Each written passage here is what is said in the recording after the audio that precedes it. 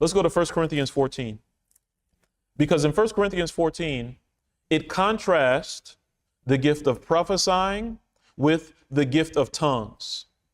And we know that the latter rain is going to be greater than the early rain. In the early rain, you don't see prophesying.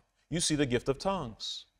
But in the latter rain, you see the gift of prophesying, which means that the gift of prophesying must be manifested in the latter rain, which shows that the rain has now been falling for years. I shared with you how Brother Abraham in Nigeria prophesied that Trump would win the 2016 election.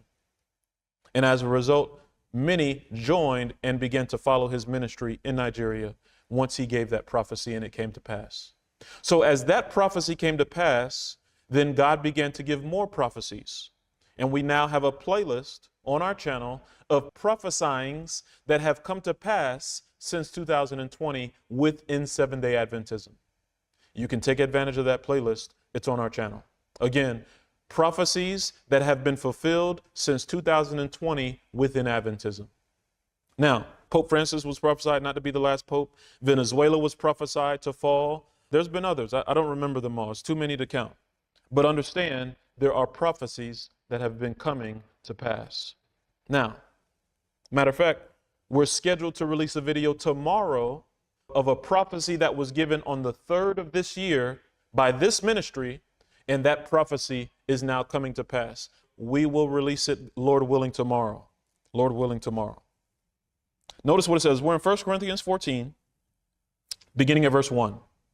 And God says, to prophesy is greater than the gift of tongues, which means the latter rain is greater than the early rain, which means under the latter rain, there must be prophesying. 1 Corinthians 14 says, follow after charity and desire spiritual gifts, but rather that ye may prophesy.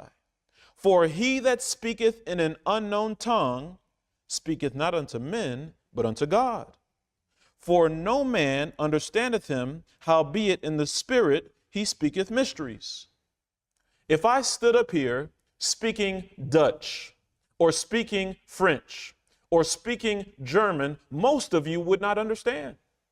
So how does it edify you? It wouldn't edify you.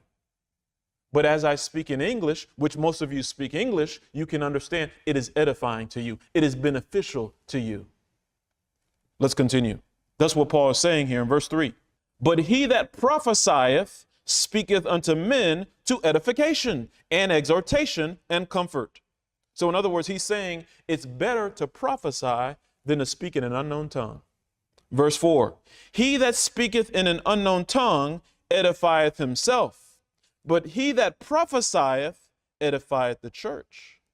I would that ye all spake with tongues, but rather that ye prophesied. For greater is he that prophesieth than he that speaketh with tongues. Greater is he that prophesieth than he that speaketh with tongues, except he interpret, that the church may receive edifying. So it's very clear. It's more important to prophesy than to speak in an unknown tongue. And in the early rain, they were speaking in unknown tongues, meaning Peter was preaching in one language, and those present were of different nations. As you read what it says in Acts chapter 2, you had people from the Parthians, from Ethiopia, from this nation, from that nation, and they all heard Peter preaching in their own language. That was, even though Peter didn't speak those languages, they heard him in their own languages. That was the gift of tongues. That was the early rain. But now in the latter rain, it is the gift of prophesying that God is giving at this time.